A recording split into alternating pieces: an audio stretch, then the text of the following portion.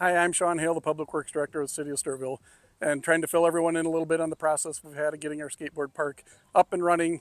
As far as Public Works goes, we've been working with the skateboard committee or skate park committee, getting this up off the ground. We did get to the point where a plan was decided on. I'll let them fill you in more on that, but Public Works decided or has taken their part in prepping the ground, which is done now, with the base set with concrete coming for the park 1 week from Monday, so just about 2 weeks away. That they are coming in to get the base set. We're putting up an 80 by 100 pad right now, with future expansion possible coming off of that in the future. So once the concrete is poured a couple weeks from now, we will go into the next section of the first phase, which will be adding the skate park equipment. They have been working on getting bids for the skate park equipment, and we don't have all of those back in yet, but when they are done, we'll get added soon after that, and get it completed out. We will be reusing some of the old equipment, refurbishing it somewhat, and getting it back out, and that is why we kind of extended out a little further than our original plans to reutilize all that equipment. Hello everyone, my name is Jeff Byer and I'm chairman of the park board here in Stewartville. I want to talk to you a little bit today about the skate park that we got going in. A couple of years ago, back in 2021, we had a group of young boys that came to one of our park board meetings and wanted to know if we would be able to add a skate park to our park systems here in Stewartville. So we heard their presentation out and we talked it over, and we decided that we had some old tennis courts that weren't being used and that we would allow them to use that as a temporary skate park. So along with Public Works, we secured some equipment and we made that into a skate park. We also told them at that presentation that they could prove to us that there was a need in Stewartville for a skate park, with enough interest from the public, and if they could help us raise some funds, that we would match their funding to develop a new skate park. Well, over the last 2 years, this group of volunteers has been very busy raising funds along with matching funds from the park board, and some grants that they've received. The skate park is well underway. I'm looking forward to having it as a part of our new park system, and working with Public Works to do all the upkeep, the maintenance on the project, and to help them keep it going. Hi, I'm Crystal Campbell. And I'm Audrey Culligan, and we are part of the skate park board here in Stewartville, Minnesota. And in March of 21, our boys were looking into wanting to have a skate park here, and they had shown interest and went up to City Hall wondering how they would be able to get a skate park.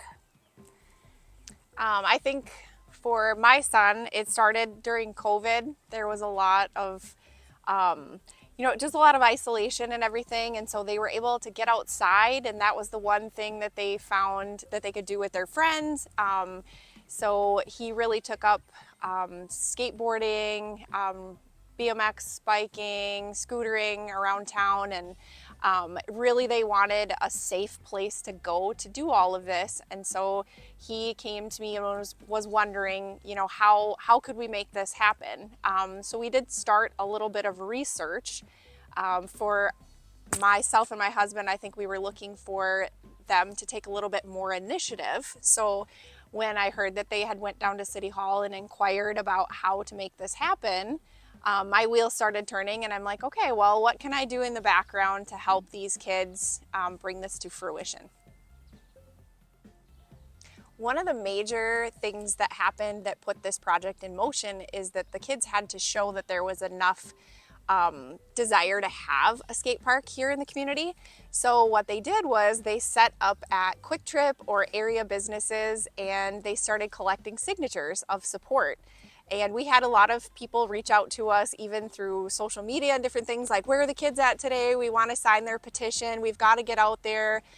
There was a lot of support from businesses. They would take papers and just collect signatures at the businesses. So that was kind of the major event that happened. They were able to collect over 300 signatures from community members showing support that they would also like a skate park. So that's, proof that there's a need here. After they collected the signatures, then we set up with the park board to be able to attend their next park board meeting, and that is when then they got the approval to go ahead, since there was the community interest and the support within the community, to get the approval from the park board to go ahead. And as long as we got the fundraising, then we would be able to proceed with the skate park. So that started our fundraising process. And in that, we have had so much support from individuals, civic organizations, businesses, just multiple people within the community and surrounding areas that have donated something as small as even $10 to $20 up to the $5,000. And then our most recent one that we did have is the Lowell's Hometown Grant that we got, which we got a wonderful grant of $92,000 to be able to help us complete phase 1, which is just phenomenal for these boys to be able to see that after 2 years of work on what this dream that they want and we're hoping for, and hard work and dedication, that their reality is actually going to come to light. The really cool thing about when she says work is that these kids have showed up and they've done Pizza Ranch tip nights. They've given up other things to go to some of these community meetings. They get up, they speak at these events. It's just been really great to see these kids grow and mature through this process and see how this works, and kind of make them see like how what it would take to make this project happen. As I was mentioning before about the Lowell's Hometown Grant, this is something that out of 2,000 nominations, only 100 out of the nation got it, and we are one of the 100 that received this grant.